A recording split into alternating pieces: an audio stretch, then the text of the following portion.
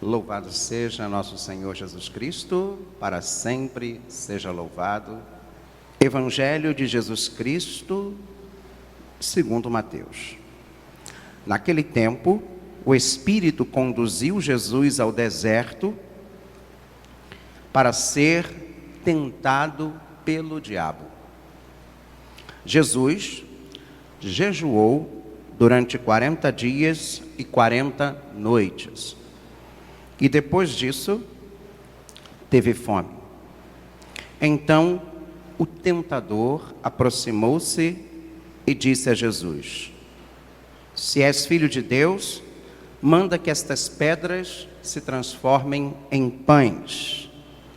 Mas Jesus respondeu: Está escrito, não só de pão vive o homem, mas de toda palavra que sai de sua boca.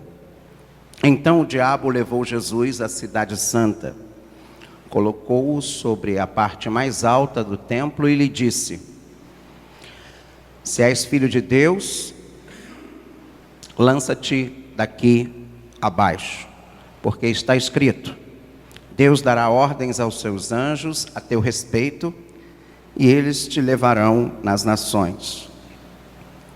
mãos, para que não tropeces em alguma pedra. Jesus lhe respondeu: Também está escrito, não tentarás o Senhor teu Deus. Novamente, o diabo levou Jesus para um monte muito alto, mostrou-lhe todos os reinos do mundo e sua glória, e lhe disse: Eu te darei tudo isso, se te ajoelhares diante de mim para me adorar.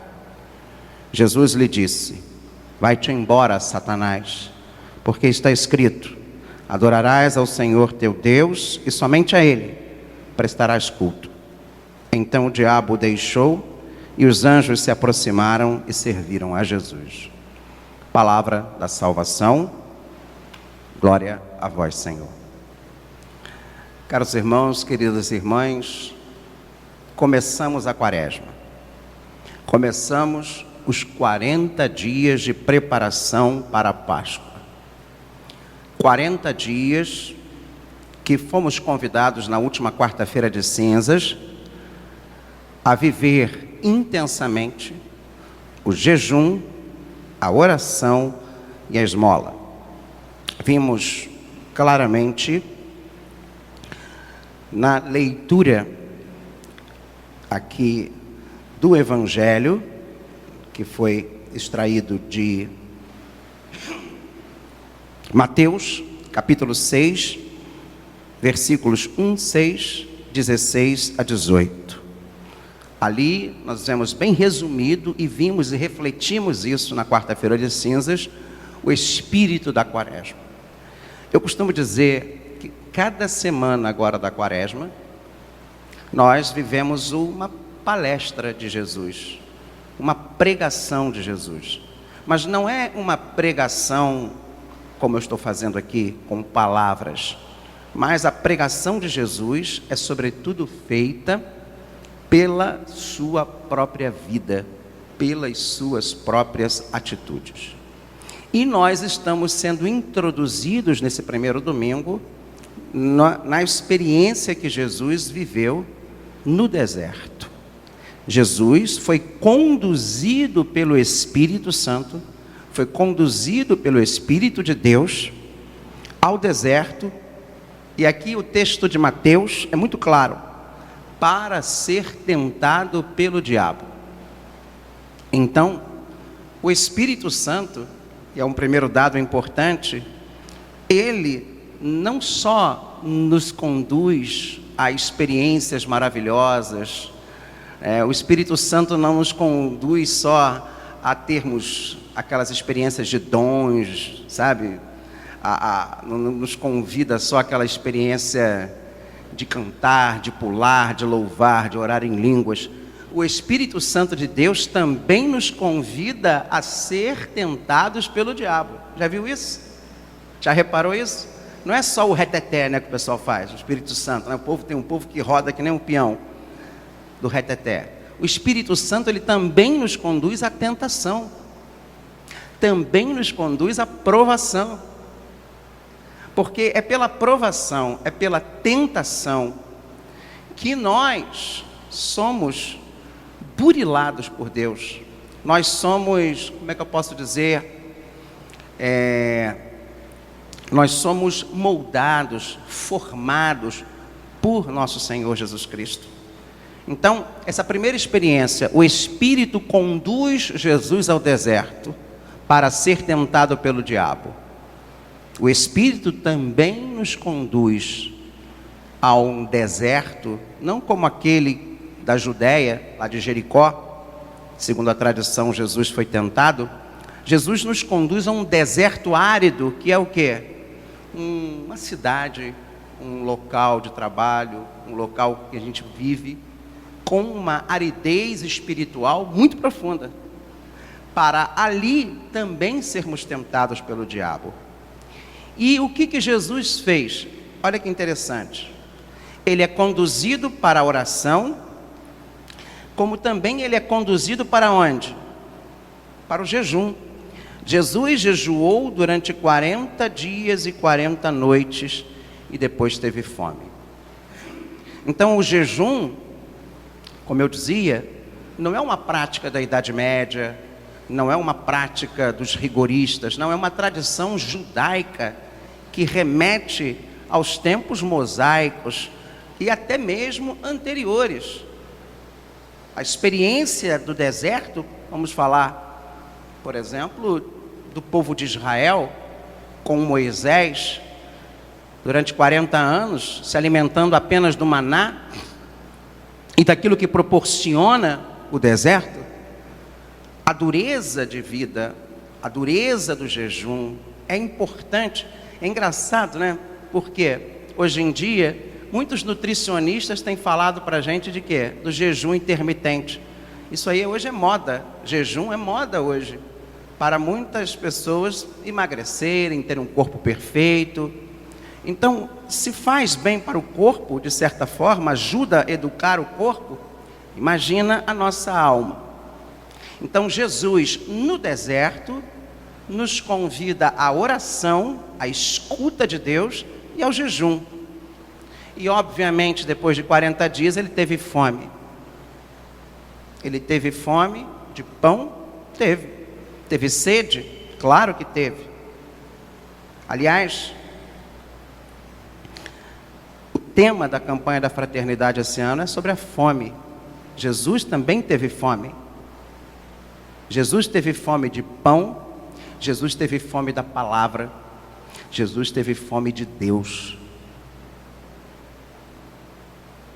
Mas vamos nos deter aqui hoje sobre essa experiência de Jesus. Então eis que surge quem? O tentador, o diabo, Satanás. Aquele que tenta Jesus Cristo. E ele fala o que no momento da fome? Se és filho de Deus, manda que estas pedras se transformem em pães. Então Jesus, através da própria palavra, também responde: não só de pão vive o homem, mas de toda a palavra que sai da boca de Deus.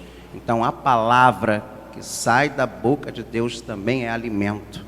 Alimento para a alma, alimento para o espírito, alimento para o todo do nosso ser. A palavra é um ponto fundamental, importante. Temos que saciar a nossa alma com a palavra. Você lê a Bíblia? Você busca uma leitura orante da palavra de Deus? Então, uma primeira sugestão é: vamos aproveitar essa quaresma, esses 40 dias, esse retiro espiritual, para nos alimentarmos, não só do pão que a gente compra na padaria, do pão material, mas também do pão da palavra. Vamos buscar a palavra de Deus. Hoje nós temos nos nossos celulares aqui diversos aplicativos. Eu mesmo estou aqui com um aplicativo aberto junto com um lecionário que tem a palavra de Deus. Você tem se alimentado da palavra de Deus? Ou o seu contato com a palavra de Deus é só domingo na hora da missa? Será que você não pode tirar um tempinho diário para se alimentar da Bíblia, para ler o Evangelho? Às vezes, numa palavrinha, Jesus traz conforto para a nossa alma, traz força para a nossa vida espiritual. Depois, o diabo leva Jesus à cidade santa, o pináculo do templo.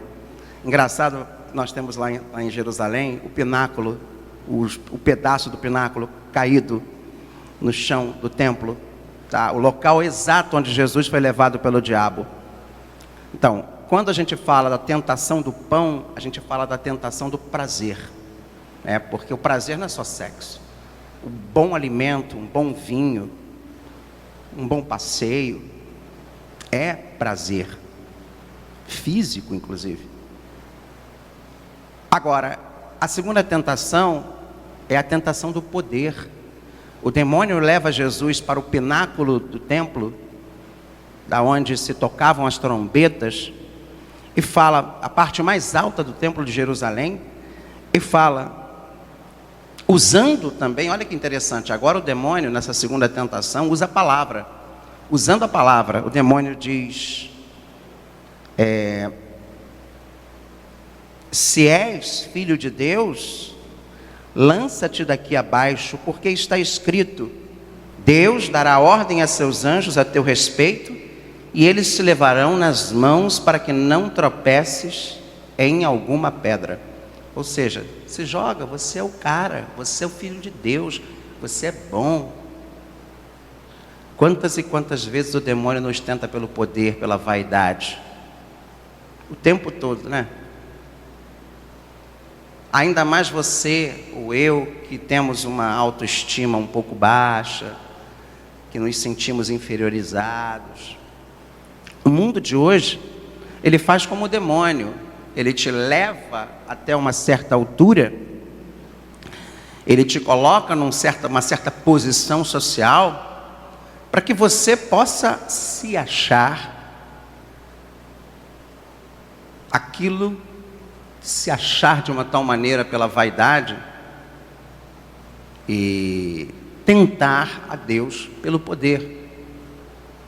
Eu não vou entrar em detalhes, até porque aqui não temos muito tempo, mas pense, quantas e quantas pessoas almejam e alcançam pináculos sociais e são tentados ali.